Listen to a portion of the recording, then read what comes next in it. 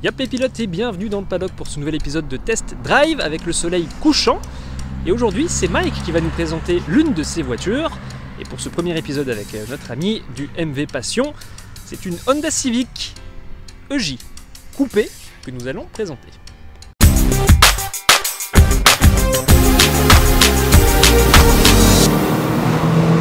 Salut Mike, Salut. Bienvenue dans le paddock. Salut tout le monde.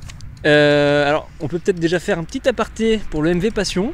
MV Passion Namur. Petite donc, pub, je te laisse faire la pub de... Nous avons un club de passionnés d'automobile de toutes marques et toute époque, donc qui organisons des balades d'orientation. On en fait 5 cette année. Et tout le monde est le bienvenu, même avec un daily, même avec une moderne. On a de tout, ça va de la Subaru Vivio à la Mercedes AMG ou de la Porsche, voilà. Comme ça, pour ceux qui sont intéressés, bien sûr, les liens seront dans la description vers les réseaux du MV Passion Namur. Alors du coup, tu nous présentes aujourd'hui une Honda. Oui, une Honda Civic coupée de 94 EJ2.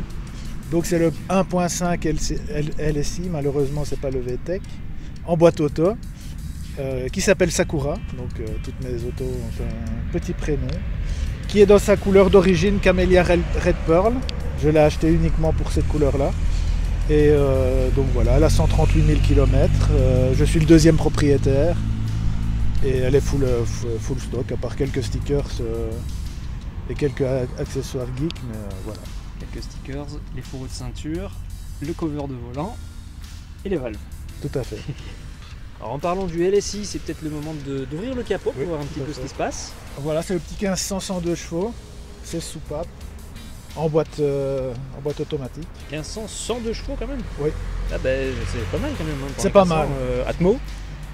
Atmos, c'est dommage qu'ils sont un peu gâchés par la boîte auto, mais ça va pas mal. Une fois qu'on monte dans les tours, ça va vraiment pas mal.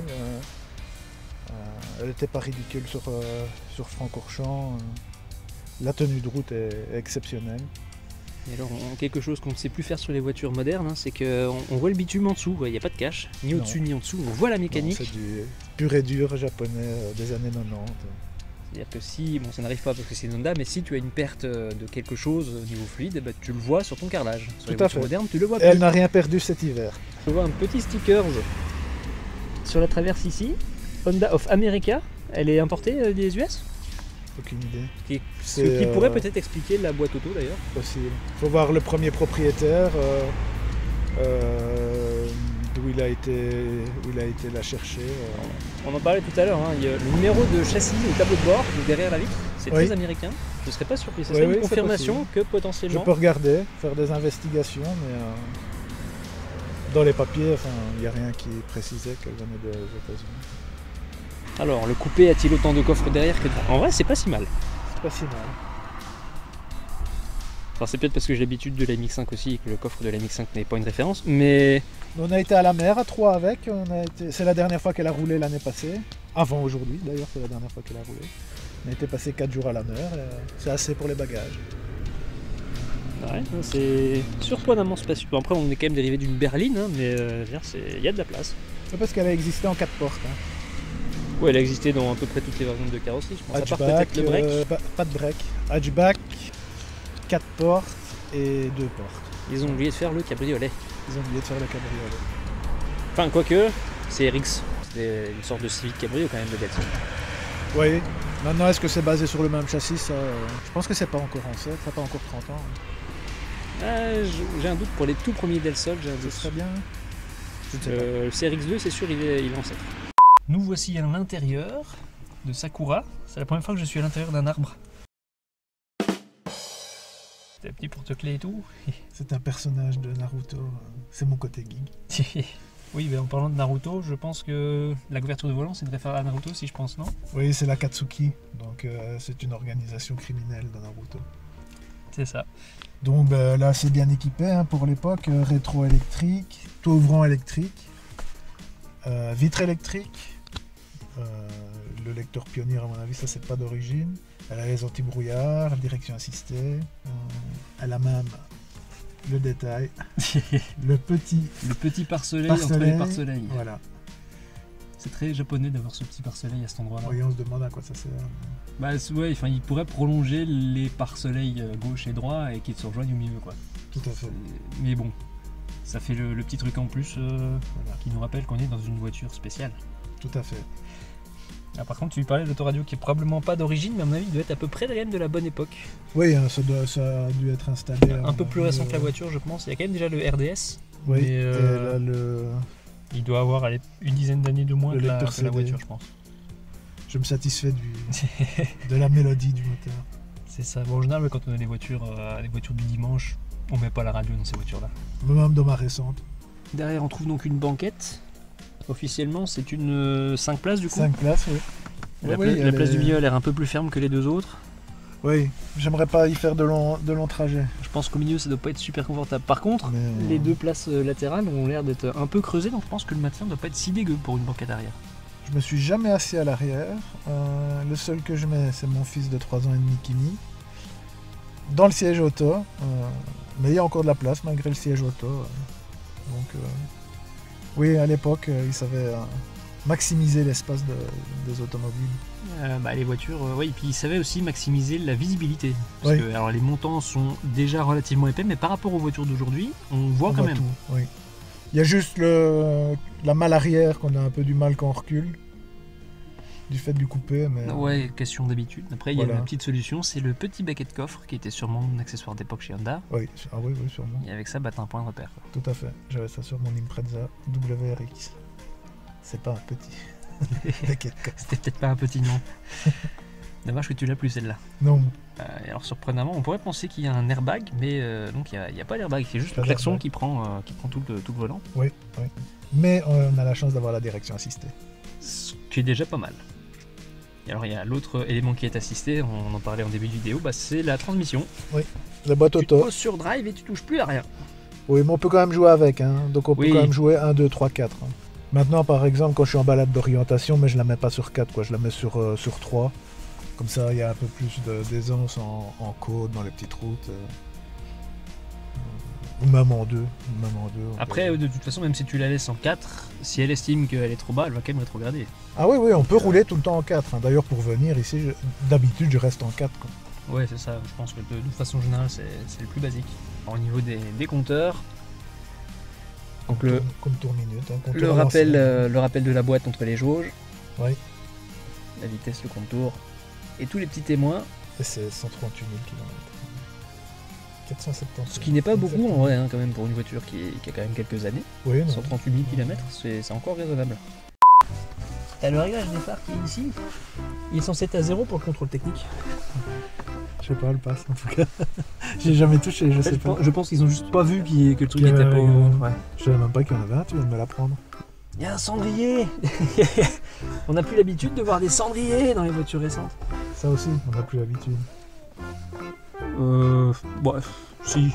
Allume-cigare ouais. Des nouvelles, t'as plus, hein. T'as au moins la prise... Si, tu peux avoir... Oui, mais tu n'as plus le... L'allume-cigare, je sais pas... Tu dois payer le kit. Le kit allume-cigare. Ouais, c'est possible. Après, de toute façon, fumer plus, péter plus, voilà. etc. Je ne fume pas, je ne bois pas. Ouais. Moi, pareil, je ne fume pas, je bois avec modération quand je conduis pas. Je bois plus du tout, moi. Ouais, bon. Donc en D4, et tu es tranquille. Ouais, effectivement, on sent qu'elle a directement envie de pas retirer. Elle a envie de pas retirer. Et le soleil qui est très très bas, c'est génial. La petite déco de volant que tu as mis, c'est quoi? C'est juste parce que t'es fan de Naruto ou bien c'est pour ne pas user le volant? C'est le meilleur animé parce qu'il a ce côté hyper glauque, un monde vraiment bien construit avec des personnages assez profonds. Voilà. Vu que j'ai vendu la Corolla, c'est devenu ma voiture kitsch. Si tu avais eu la possibilité d'avoir exactement la même config en boîte manuelle, t'aurais pris l'automatique ou la manu? Non, la méca. La méca quand même? Oui, je sautais sur la boîte méca. Je regrette qu'elle ne soit pas en boîte méca, mais bon. Ah, c'est que les boîtes manuelles chez Honda, c'est un régal à utiliser. Enfin, chez Mazda aussi, mais... Oui. Par contre, voilà, c'est top d'avoir dans sa collection une boîte automatique pour faire les balades dans le BW. Une impression que j'ai, quand on allume les phares, la façade de la radio s'allume aussi. Mais j'ai pas fait gaffe, ils étaient allumés quand j'ai démarré. Je sais pas, je regarde pas la radio. Attends, on va éteindre les phares, on va voir. Ah ouais, Ah ouais. c'est que ça raccordait Ouais. au rétroéclairage du Ce serait tableau de l'origine. bord. Bah ouais, c'est ça que je suis en train de me dire aussi, mais c'est bizarre qu'il y ait déjà du RDS. Ouais. Une Camaro. Donne-moi ton cœur, baby, ton corps, baby. Oh, belle référence. Quelques-unes des Chevrolet un peu sympas dans la région. Ouais. Je me demande comment ils font pour les On se taxes. rappellera d'Albert qui nous avait présenté son SSR il y a quelques mois. Un petit peu, ligne droite, il n'y a personne. La sonorité qui est quand même sympa. Hein. Ça pousse quand même. C'est juste le freinage qui est un peu mou, il faut s'habituer. Bah, les voitures d'époque freinaient moins bien que celles de maintenant. Hein. Je veux dire, la dernière voiture à peu près de cette époque-là que j'ai conduite, c'est la Tipo, le dernier épisode de la saison dernière. Bon, c'est pas la première fois que je la conduisais, vu que c'est une voiture qui était dans la famille. Oui. Mais ouais, l'assistance au freinage, bon, c'était pas. Pas terrible. Déjà, il n'y avait pas d'ABS, il n'y avait rien, comme électronique. Puis ouais, le frein est plus. Faut presser un peu plus, quoi. Mais moi, ça me dérange pas parce que je suis assez délicat sur le freinage. Ah, je suis assez délicat aussi. Maintenant, quand tu viens de la Punto que j'avais avant, où t'effleurais le frein et ça freinait direct. Déjà, quand je suis arrivé dans la Mazda, je me suis dit, tiens, t'effleures le frein, les stops s'allument. Il faut freiner un peu plus, tu vois. Il faut... Maintenant, aussi faire. bon, la Mazda, c'est une voiture un peu plus sportive.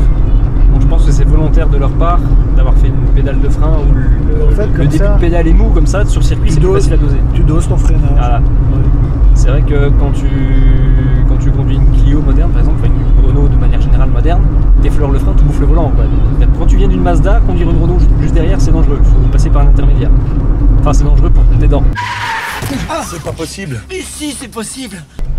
Quand t'es habitué au SUV avec les sièges Alcantara. Ouais, de chez par exemple, Mazda, ouais, les sièges sont peut-être un peu plus fermes que sur les voitures récentes.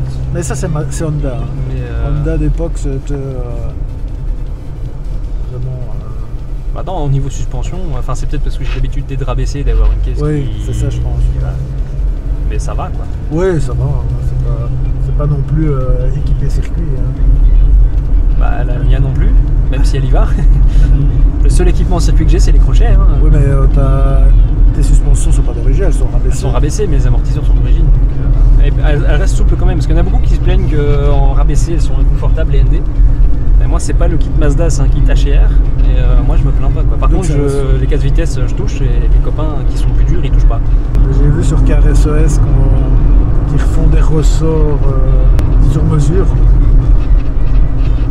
Je sais Ouais. pas pour quelle voiture ils avaient refait ça. C'est une machine. KRSOS, c'est facile aussi. Hein. Ils sont en Angleterre, le contrôle technique là-bas. Tu mets un moteur et des clignotants sur ton canapé, c'est bon, t'as des plaques. Pas faux. Tu vois, je sais pas si t'as déjà joué à Breakfast. Ouais, hein, ouais, je l'ai fini. Bah, toi, il y a un canapé. Et ben, ce truc-là est inspiré d'un véhicule qui existe en Grande-Bretagne et qui est immatriculé en Grande-Bretagne. C'est vrai? Ouais, Ed China, le gars de Dealer Dealer, c'est lui qui a construit ça, en vrai. Okay.